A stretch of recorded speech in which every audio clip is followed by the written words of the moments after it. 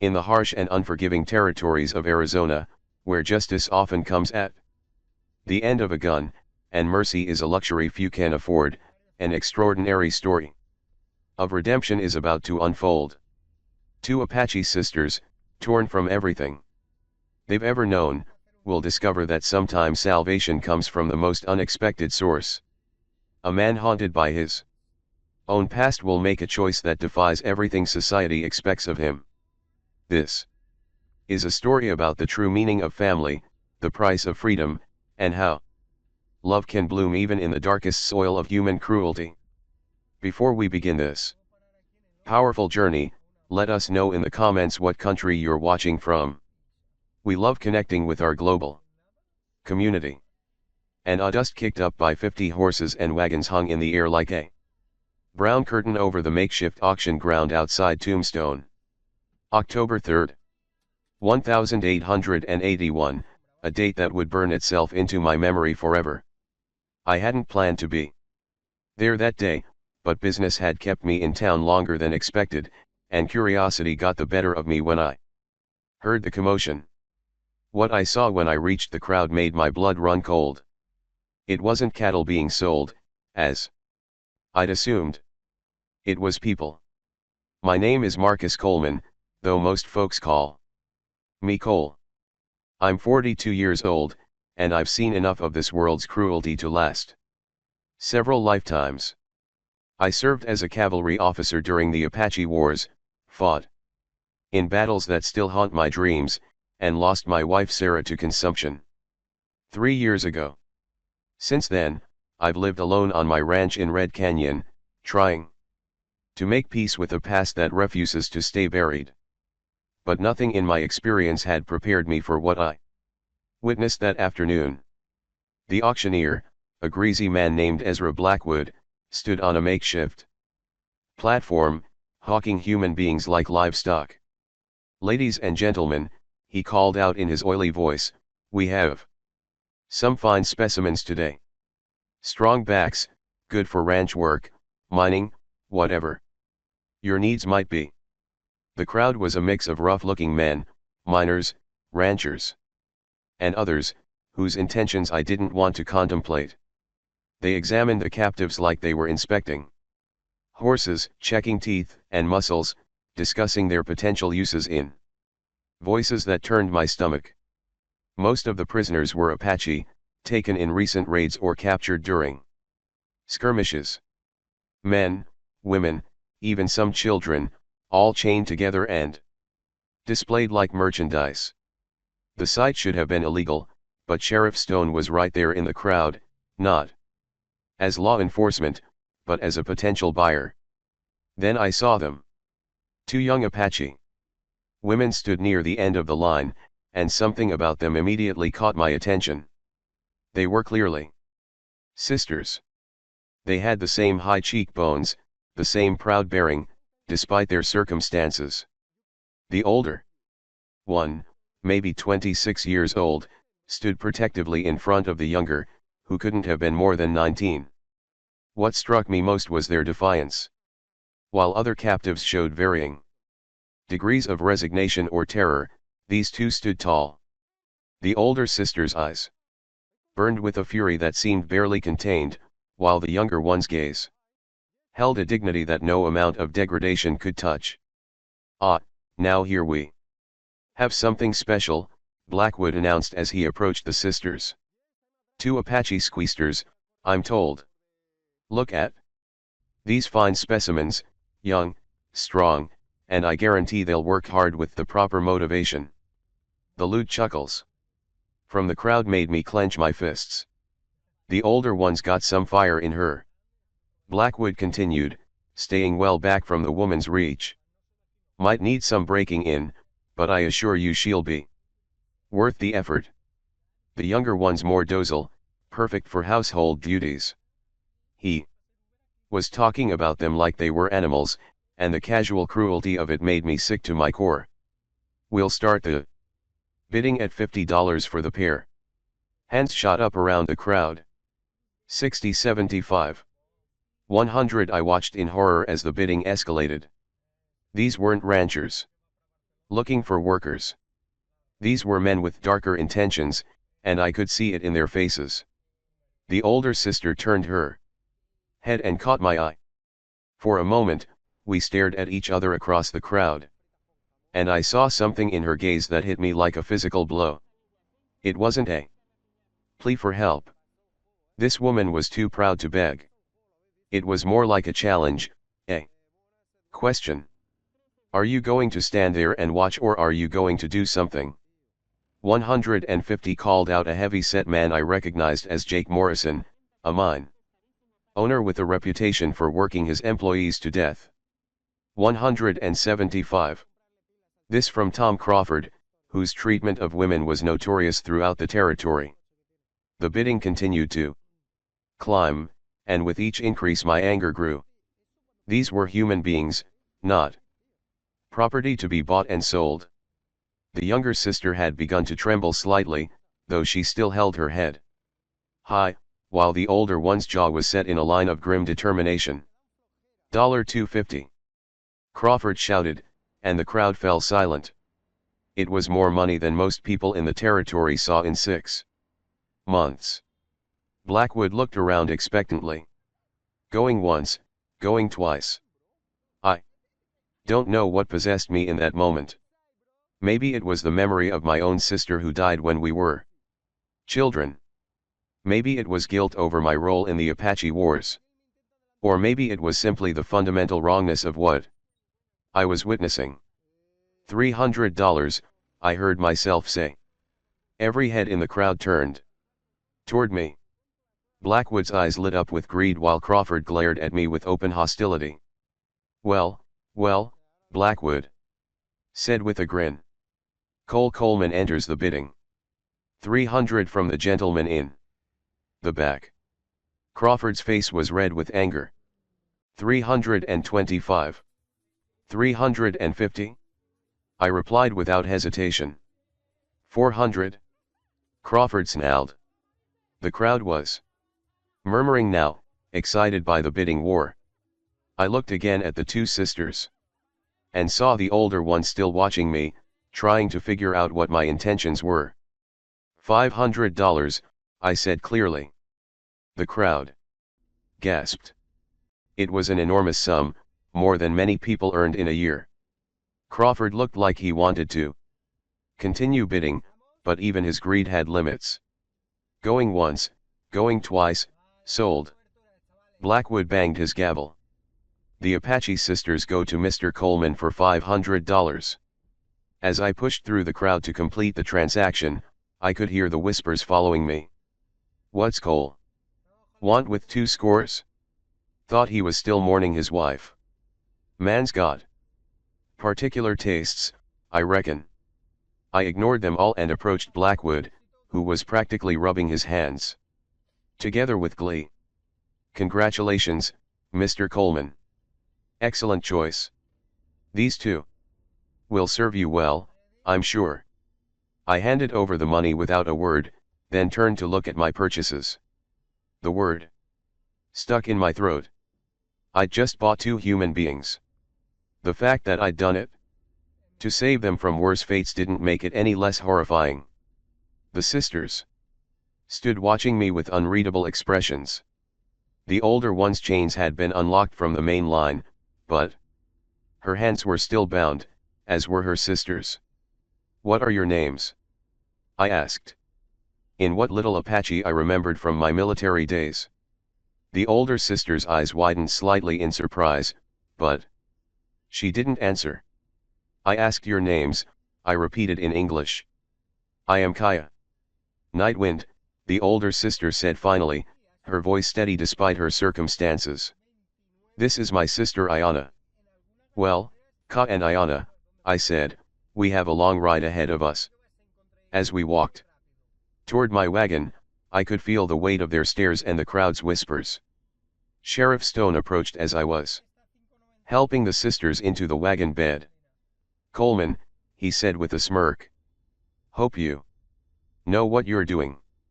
Apache women can be unpredictable. I can handle myself. Sheriff. Just remember, they're your property now. Anything happens, any trouble they cause, it's on your head. Property. The word made my skin crawl. But I nodded and climbed onto the wagon seat. As we rolled out of Tombstone, I caught Ka's reflection in the side mirror. She was whispering urgently to her sister in Apache, probably trying to figure out what fate awaited them. I couldn't blame them for being terrified. We rode in silence for the first hour, the only sounds being the wagon wheels and the horses' hooves. Finally, Ayana spoke up in hesitant English. Where are you taking us? I looked back at them. These two young women whose lives I just purchased for $500 and made a decision that would change everything. Home, I said simply. I'm taking you home. I saw confusion in their eyes, but also the first glimmer of something that might have been hope. They didn't understand yet what I meant, but they would soon enough. The Red Canyon Ranch sat in a valley surrounded by red stone cliffs that gave the place its name. It was a good spread. 2,000 acres of decent grazing land, a sturdy house, and all the outbuildings a working ranch needed. I'd built it with Sarah, dreaming of the family we'd raised there. Now it felt too big and too empty for one man. As we approached the house, Rosa Martinez, my housekeeper, came out to see what was happening. Rosa was a widow in her 50s, who'd worked for Sarah and me for almost 10 years. She took one look at the two Apache women in the back of my wagon and crossed herself. Dios mío, Señor Cole, what have you done? Something I should have done a long time ago, I said, climbing down from the wagon. I walked around to the back and reached up to help Kaya down. She hesitated for a moment, then accepted my hand. Her skin was warm despite the cool October air, and I could feel the strength in her grip. Ayana was more trusting, allowing me to lift her down without resistance. Both women stood uncertainly in my yard, still bound and clearly unsure of what was expected of them. Rosa, I said, could you prepare the guest rooms and maybe find some proper clothes for our guests? Guests. Rosa's eyebrows shot up. That's right, guests. I turned to Ka and Ayana, who were watching this exchange with growing confusion. Let me make something clear, I said, looking each of them in the eye. You are not my property. You are not my slaves. What happened in Tombstone was wrong, and I'm sorry it happened to you. I reached into my pocket and pulled out a knife, causing both women to tense. But instead of threatening them, I moved to cut their bonds. You are free to leave whenever you want, I continued as I sliced through the ropes. But if you choose to stay, you'll be treated as members of this household with all the respect and dignity that entails. As the ropes fell away, Ka rubbed her wrists and stared at me with an expression I couldn't read. Why? She asked. Why did you buy us if not to use us? Because, I said, the words coming from a place deep in my heart that I'd thought was dead. Sometimes the right thing to do is also the hardest thing to do. That night, as I sat in my study, looking out at the red cliffs in the moonlight, I wondered what I'd gotten myself into. I'd just brought two Apache women into my home in a territory where anti-Indian sentiment ran high.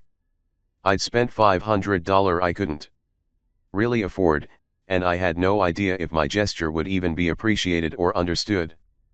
But when I thought about the alternative, about what would have happened to Ka and Ayana if I hadn't intervened, I knew I'd made the only choice I could live with.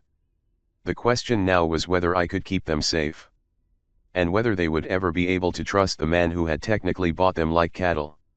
Time would tell, but for the first time in 3 years, I felt like I had a purpose beyond just existing from one day to the next. Chapter 2. I woke before dawn, as was my habit, but the house felt different. Somehow. There were other people under my roof for the first time since Sarah died, and the knowledge sat strangely with me. As I made coffee in the kitchen, I could hear quiet voices upstairs, Rosa speaking in rapid Spanish, mixed with broken Apache, and the sisters responding in hushed tones. When Rosa came downstairs an hour later, her expression was troubled. "Señor Cole, we need to talk." "What's wrong?" "Those girls, they've been through hell." The younger one, Ayana, she barely speaks. Won't say what happened to them before the auction. And Rosa, shook her head. That woman is like a cornered wolf. She doesn't trust anyone, especially not a white man. Can you blame her? No, I cannot. But Señor Cole, you need to understand what you've gotten yourself into. They think this is some kind of trick that you're waiting for them to let their guard down before you. Well, before you show your true intentions. The thought that they saw me as just another threat made my chest tight. What can I do to convince them otherwise? Time, patience, and prayer. Rosa said, maybe lots of prayer. I was feeding the horses when Ka appeared at the stable door. She changed into one of the dresses Rosa had found for her, but she still moved like a warrior, alert and ready for danger. You speak some Apache, she said without preamble. A little. I learned during my time in the cavalry. You fought against my people. It wasn't a question, and there was no point in denying it. Yes, I did. How many did you kill? At the directness of the question caught me off guard, but I owed her honesty. I don't know.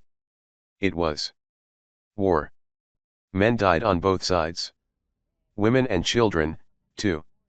I never killed women or children. Never. She studied my face for a long moment, as if trying to determine whether I was lying. Why should I believe you? Because I'm telling you the truth, and because if I meant you harm, I wouldn't have bothered cutting your ropes last night. Maybe you just prefer your victims willing. The accusation hit me like a slap, but I kept my voice calm. Maybe. Or maybe I'm exactly what I told you I was. A man trying to do the right thing. And what is the right thing? Cole Coleman. What do you expect from us? Nothing. I expect nothing from you except to be treated with the same respect I show you. Respect. She laughed bitterly. You bought us like horses or cattle. How is that respect? It's not. What happened in Tombstone was wrong, and I'm sorry for it, but I can't undo it. All I can do is try to make things right from here on. Ka was quiet for a moment, watching me brush down my horse. My sister thinks you might be different, she said finally. She's always been too trusting. And what do you think? I think white men are good at saying pretty words when it serves their purpose. Fair enough. I'd have to prove myself through actions, not words. Where are you from? Originally, I asked, changing the subject. The Chiricahua Mountains. Your band lived there for generations before? She stopped herself. Before what? Before men like you decided we didn't belong there anymore. Over the next few days, a fragile routine developed. Rosa took charge of helping the sisters settle in, finding them clothes and showing them around the house. Ayana, the younger sister, gradually began to open up. Especially to Rosa, whose maternal nature seemed to draw her out. Ka remained distant and suspicious, but I caught her watching me sometimes when she thought I wasn't looking. She was evaluating me, trying to figure out my angle, waiting for me to reveal my true intentions. The first real test came on the fourth day when Sheriff Stone rode up to the house with two deputies. Coleman, he called out as I stepped onto the porch. We need to talk. I could see Ka and Ayana watching from an upstairs window, and I hoped they couldn't sense the tension I felt. What can I do for You, Sheriff. Got reports of trouble with your new acquisitions. Neighbor says he saw one of them trying to steal chickens from his coop. It was a lie and we both knew it. My nearest neighbor was 5 miles away and neither sister had left my property. That's interesting, Sheriff, considering they haven't been off my land. You calling me a liar, Coleman? I'm saying your information is incorrect. Stone's eyes narrowed. I'm going to need to search your property. Make sure you're keeping those savages under proper control. You have a warrant? Don't need one for runaway property. They're not runaways. They're my guests. Guests. Stone laughed. Is that what we're calling it now? Before I could respond, Care appeared on the porch beside me. She'd moved so quietly. I hadn't heard her approach. Is there a problem here? She asked, her English clear and precise. Stone looked her up and down with obvious distaste. Well, the savage speaks English. How civilized. I felt Kaya tense beside me. But her voice remained calm. I speak 3 languages actually, English, Spanish, and Apache. How many do you speak, Sheriff? Stone's face reamed. Watch your tongue, Scory, or you'll find yourself back on the auction block. That's enough, I said, stepping forward. State your business, or get off my property. My business is making sure the peace is kept. These Apache have been raiding ranches, stealing cattle, killing good Christian folk. How do I know these 2 aren't scouting for their warrior friends? Because they've been here under my supervision since Tuesday. Unless you're accusing me of aiding raiders. The accusation hung in the air. Between us, Stone might be corrupt, but he wasn't stupid enough to directly accuse a respected rancher without evidence. Just keep them on a tight leash, Coleman. Any trouble and I'll hold you responsible. Yid. After they left, Ka and I stood on the porch in silence for several minutes. Thank you, she said finally. For what? For not handing us over. It would have been easier for you. I don't do things because they're easy. She looked at me with something that might have been the beginning of respect. Why did you really buy us, Cole? And don't tell me. It was just to do the right thing. Men don't spend $500 on strangers just for righteousness. I'd been asking myself the same question for days, and I finally had an answer.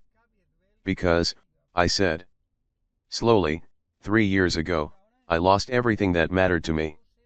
My wife, our unborn child, my sense of purpose. I've been living like a dead man ever since. When I saw you and your sister on that platform, saw the way you stood proud despite everything, I saw something I thought I'd lost forever. What? Hope, the possibility that broken things can be fixed, that lost things can be found again. That evening, Ayana joined me on the porch while Ka helped Rosa with dinner. The younger sister had been gradually becoming more comfortable around me, though she still rarely spoke unless spoken to. My sister doesn't trust easily, she said in her soft voice. I've noticed. She has good reason. The men who captured us, they were not kind. The simple statement carried a weight of pain that made my hands clench into fists. I'm sorry that happened to you. Ka protected me. She always protects me. But sometimes the things we do to survive, they change us. I looked at this young woman, barely out of her teens, who spoke with the wisdom of someone who'd seen too much of the world's cruelty. What do you want to do now, Ayana? Where do you want to go? I don't know, she said honestly. Our people are scattered. Our village was destroyed. Some went to the reservation, others fled to Mexico. We have no family left except each other. Then stay here, both of you, for as long as you want. Why? What do you gain from having us here? It was a fair question, and one I was still figuring out myself. Maybe I gain the chance to be a better man than I was. Maybe I gain the opportunity to make amends for some of the harm I've done. And maybe, she said with a small smile, we all gain a family. The word hit me harder than I expected. Family.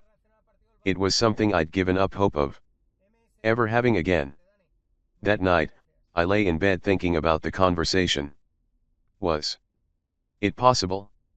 Could we really become some kind of family despite everything that divided us? The idea seemed both wonderful and terrifying. From across the hall, I could hear Ka and Ayana talking quietly in Apache. I couldn't understand the words, but there was something comforting about the sound of voices in my house again. For the first time since Sarah died, I fell asleep, feeling like I wasn't completely alone in the world. But I knew the real challenges were still ahead. Sheriff Stone wouldn't be the last person to cause trouble over my decision to shelter the sisters, and I still had to prove to Ka that I was worthy of the trust she was so reluctant to give. The question was, would I be strong enough to protect them when the real test came? Because something told me it was coming, and sooner than any of us expected. 2 weeks later, the real test arrived in the form of Ezra Blackwood and 3 armed men riding up to my ranch just after sunrise. I was in the barn when Rosa came running, her face pale with fear. Senior Cole, the slave trader is here with gunmen. My blood turned to ice. I grabbed my rifle and headed for the house where I could see Ka and Ayana watching from an upstairs window. Stay inside, I called to them. No matter what happens, don't come out. Blackwood sat on his horse in my yard, grinning like a snake. His companions were rough-looking men with the bearing of hired killers. Coleman, he called out cheerfully. Hope you don't mind the early visit. State your business and get off my land. Now, no need for hostility. I'm here about a business matter. You see, there's been a complaint about your recent purchase. What kind of complaint? Well, it seems those Apache girls you bought belong to someone else. Prior claim, you might say. I kept my rifle ready, but not directly threatening. That's impossible. You sold them to me fair and square. Ah, but here's the thing. Turns out I never had legal right to sell them. They were captured by a bounty hunter named Jake Morrison, who was transporting them to a military prison. They escaped during transfer and I found them and assumed they were fair game. It was a lie and we both knew it. But it was the kind of lie that could cause me serious legal trouble if the right people believed it. Morrison here has come to collect his property, Blackwood continued, gesturing to one of his men. Morrison was a big, ugly man with cruel eyes. Those scores cost me time and money tracking down. I want them back, plus compensation for my trouble. How much compensation? I asked. Playing for time. Let's say $1,000, plus the return of the merchandise. It was extortion, pure and simple. They wanted the sisters back, probably to sell them again, and they wanted to squeeze more money out of me in the process. And if I refuse? Well, Blackwood said with mock sadness, that would be theft of military prisoners. Sheriff Stone would have to arrest you. Terrible shame, really. At that moment, Ka appeared on the porch behind me. I told her to stay inside. But she never was one to take orders. You're lying, she said calmly. We were never military prisoners. Morrison's face twisted with lust and anger. Shut your mouth, Squarry, before I shut it for you. Try it, Ka said, her hand moving to the knife at her belt. One I'd given her for protection. The situation was escalating dangerously 4 armed men against me with innocent women in the crossfire. Here's my counter-offer, I said. You have 10 seconds to get off my property before I start shooting. Blackwood laughed. You're outnumbered, Coleman. Be reasonable. 5 seconds. You can't fight all of us. I raised my rifle, aiming at Blackwood's chest. Try me. For a tense moment, nobody moved. Then the sound of approaching horses broke the standoff. Doc Franklin, the town physician, rode into the yard with 2 men I recognized as federal marshals. Gentlemen, Doc Franklin called out. I hope I'm not interrupting anything important. Blackwood's confidence wavered. Federal marshals trumped local corruption every time. Doc, I said, keeping my rifle trained on Blackwood. Perfect timing. Mr. Blackwood. One of the marshals said, we've been looking for you. For me. Whatever, for trafficking in illegal slavery, kidnapping, running auctions without federal permits. The marshal's voice was flat, professional. You're under arrest. As the marshals took Blackwood and his men into custody, I finally allowed myself to breathe. Doc Franklin dismounted and approached the porch.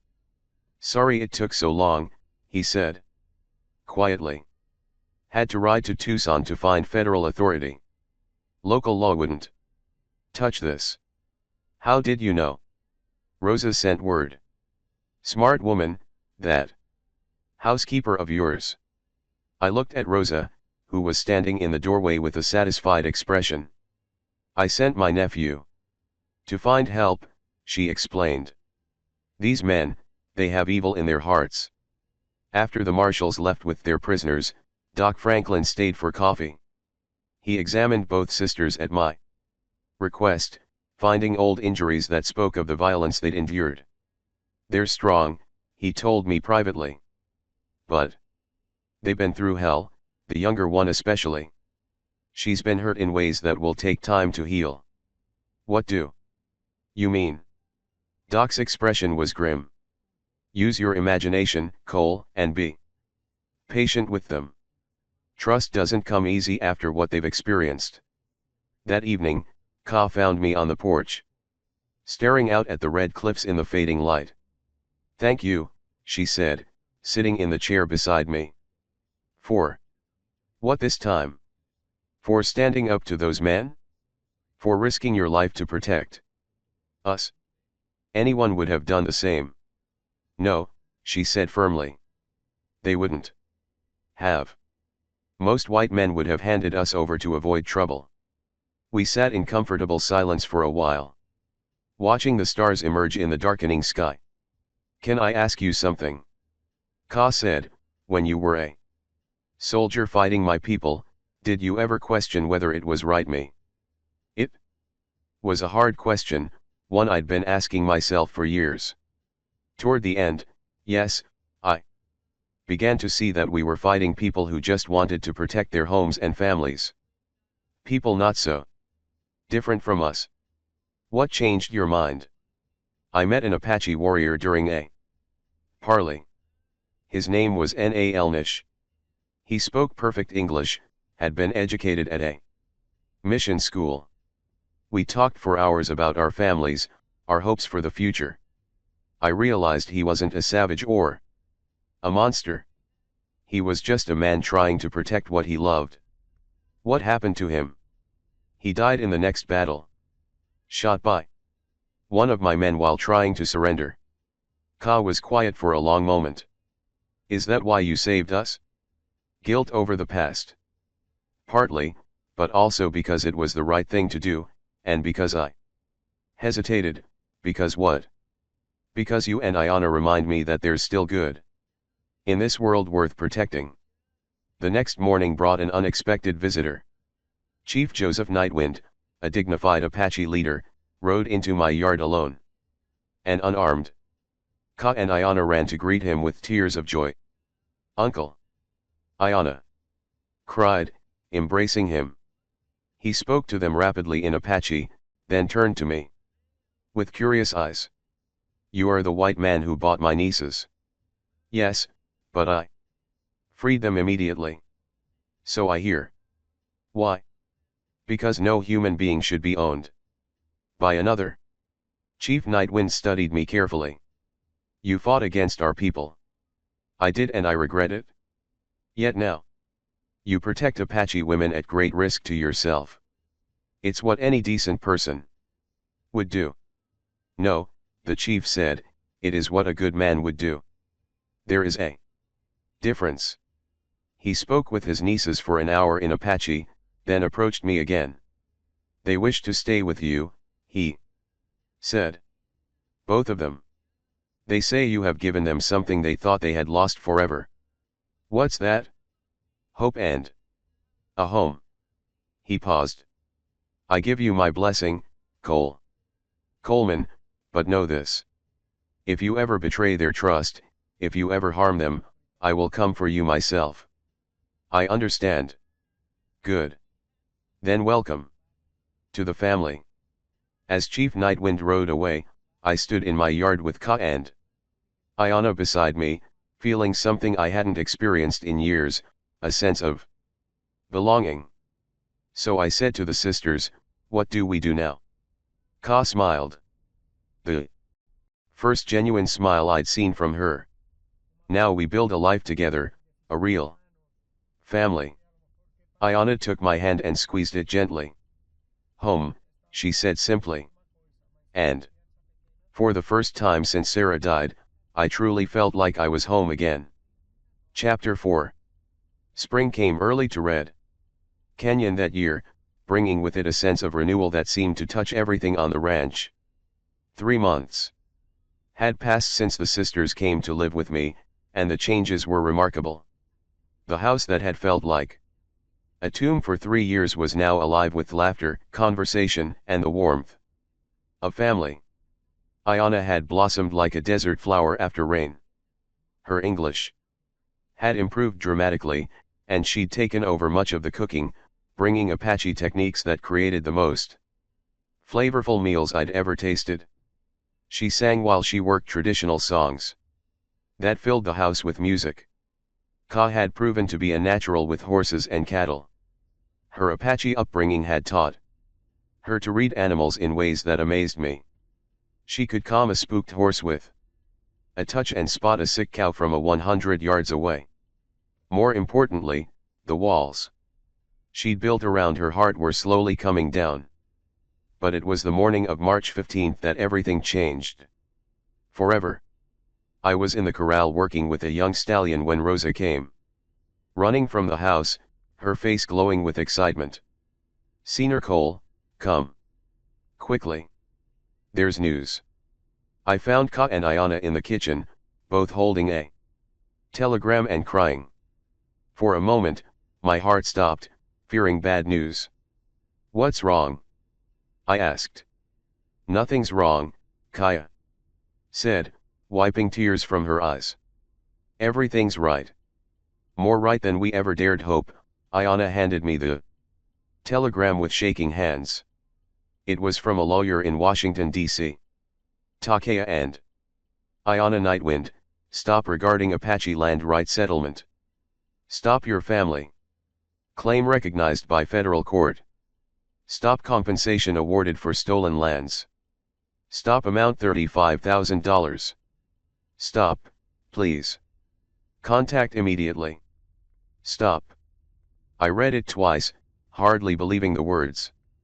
$35,000, I said. That's a fortune. Our grandfather filed a claim 20 years ago, Ka explained. Before he died, he told us about it, but we never thought anything would come of it. The government rarely honors Apache claims. But they did this time, Ayana added, her voice filled with wonder. We're rich, Cole. Actually rich. The implications hit me like a thunderbolt. With that kind of money, the sisters could go anywhere, do anything. They could buy their own ranch, live in luxury, never depend on anyone again. They could leave me The thought hit me harder than I expected. Over the past months, I'd grown more attached to Ka and Ayana than I'd admitted to myself. They'd become my family, and the idea of losing them felt like facing another death. That's wonderful, I said, trying to keep the sadness out of my voice. You'll be able to start fresh wherever you want. Ka looked at me sharply. What makes you think we want to go anywhere? Well, with that kind of money, you could have anything. A big house in San Francisco, travel to Europe, whatever you want. And leave you? Ayana asked. Leave our home? This isn't really your home. You just ended up here by accident. No, Ka said firmly. We didn't end up here by accident. We ended up here because someone cared enough to save us when no one else would. Because someone offered us love when the world had shown us only cruelty. But now you have choices. Real choices. You're right, Ka said, standing up. We do have choices. And I choose to stay here with the man I love. The words hung in the air like a thunderclap. Love. She'd said she loved me. Ka, I love you, Cole. I've been trying to deny it, trying to convince myself it was just gratitude or dependence, but it's not. I love your kindness, your strength, your wounded heart that still finds room for others.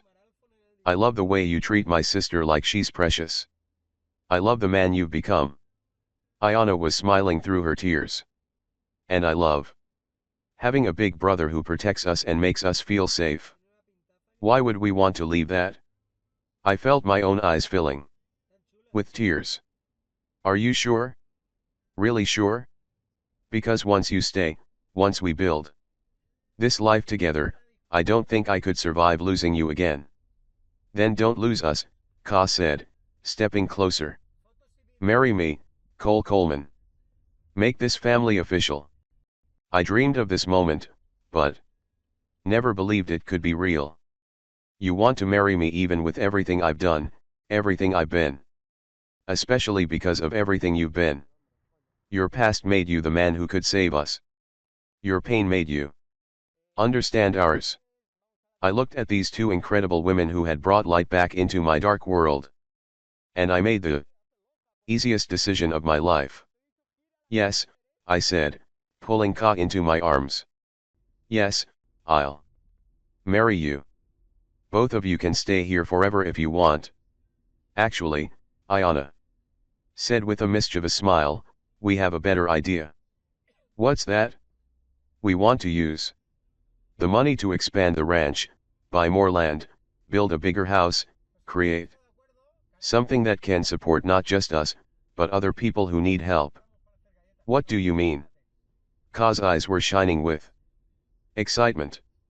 A place for Apache people who have nowhere else to go. A working ranch that can provide jobs and homes for those who've lost everything. A bridge between our worlds. The vision she painted was beautiful and ambitious. That would be dangerous. A lot of people wouldn't like it. Then we'll change their minds, Ayana said confidently.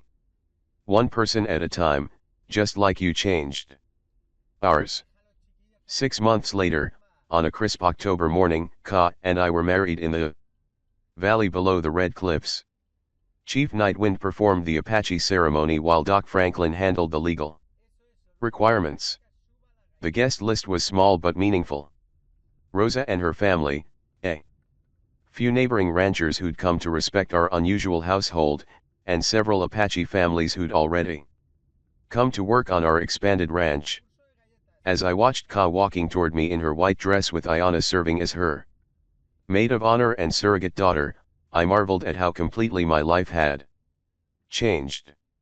A year ago, I'd been a bitter, lonely man, waiting to die.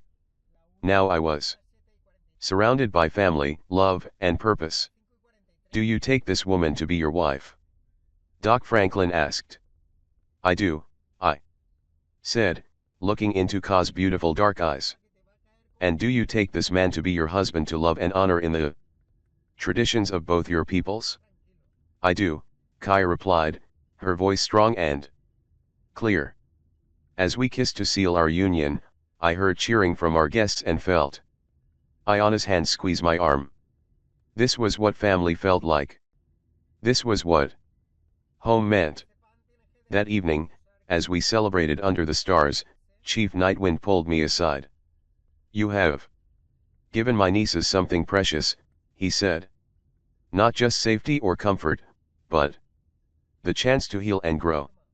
In return, they have given you the same gift. Yes. They have. The road ahead won't be easy. There will be those who oppose what you're building here. I know, but we'll face it together. Yes, the old chief smiled. Together. That is the Apache way, and it is becoming the Coleman way as well. As the celebration continued around us, I stood with my wife and sister-in-law, looking out at the ranch we were building together.